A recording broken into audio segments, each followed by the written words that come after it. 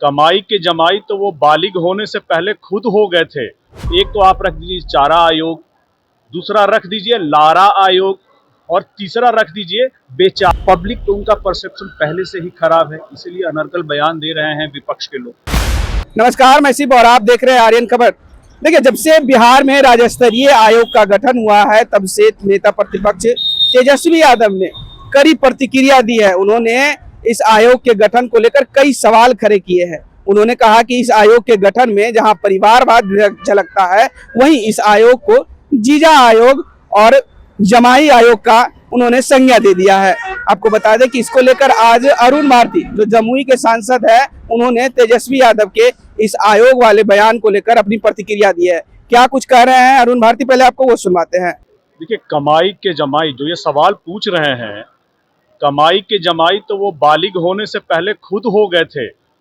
चाहे वो चारा घोटाला हो जो उनके पिता के द्वारा किया गया था, या फिर उनके द्वारा जब वो यहाँ मंत्री थे, उप मुख्यमंत्री थे और बिहार के युवाओं को, गरीबी रेखा के नीचे रहने वाले नौजवानों को जब नौकरी के बदले जमीन लिखवा रहे थे, तो कमाई की जमाई तो वो बहुत पहले बन गए थे।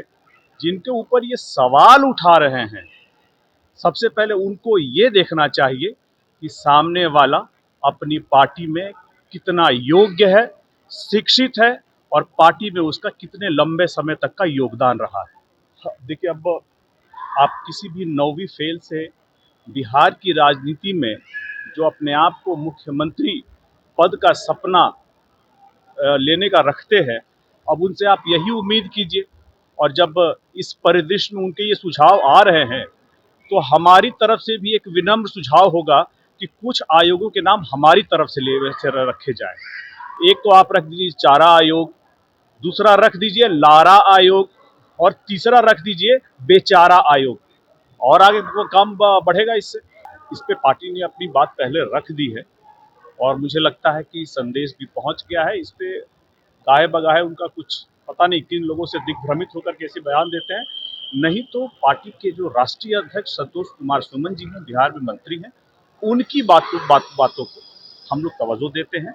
और राजनीतिक पटल पे मुझे लगता है कि राष्ट्रीय अध्यक्ष जी के द्वारा जो बयान दिए जाते हैं, जो लाइन ली जाती है, वही पत्थर की लकीर हम मानेंगे उसे। और सुमन जी से हम लोगों के बहुत अच्छे संबंध। अब पता नहीं, देखिए कौन क्या कह रहा है, इस पे हम लोगों को ज़्यादा ध्यान नहीं देना चाहिए। हम लोग का ये रहेगा कि आने वाले चुनावों में अगर विपक्षी कोई भी अनर्गल बयान देता है, तो एक एनडीए गठबंधन एकजुट तौर पर कैसे उनकी बातों का संज्ञान लेकर के उनको सही जवाब दे। पब्लिक तो उनका परसेप्शन पहले से ही खराब है, इसीलिए अनर्गल बयान दे रहे हैं विपक्ष के लोग। उनकी बातों को काट करके कैसे सही बात जनता में पहुंचाया जाए, ये बहुत जरूरी है। चुनाव है सर, जीत को लेकर क्या बातें हो रही है, क्योंकि अब समय काफी कम बचा। चिराग पासवान को लेकर भी ये चर्चा हो रही थी कि इलाहाबाद के क्षेत्र से चुनाव लड़ेंगे। बात कहाँ? देखिए, गठबंधन में सीटों को लेकर के बातचीत प्रक्रिया चल रही है। मुझे लगता है कि बड़े ही सौम्य तरीके से आपस में सामंजस्य के तहत ये तय हो जाएगा। हाँ, ये बात जरूर है कि शाहाबाद में जो हमारी पार्टी की रैली हुई, बहुत सफल, बहुत अच्छी रैली हुई, लोगों का आशीर्वाद मिला। और एक जो आवाज़ उठ रही थी कि चिराग पासवान जी को बिहार में आकर के बड़ी जिम्मेदारी निभानी चाहिए, इसको भी बहुत बड़ा आशीर्वाद और बल मिला है।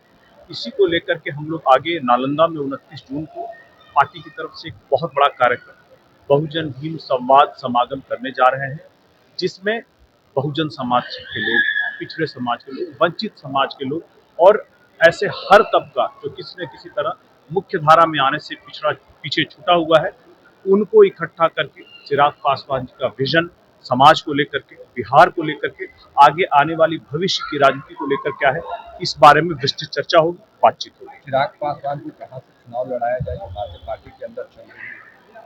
मुझे लगता है कि बिहार की जनता को ये तय करने दीजिए कि चिराग पासवान जी कहाँ से चुनाव लड़ेंगे। नेता पूरे बिहार के हैं, तो आप उनको सीटों के दायरे में कैद न करें।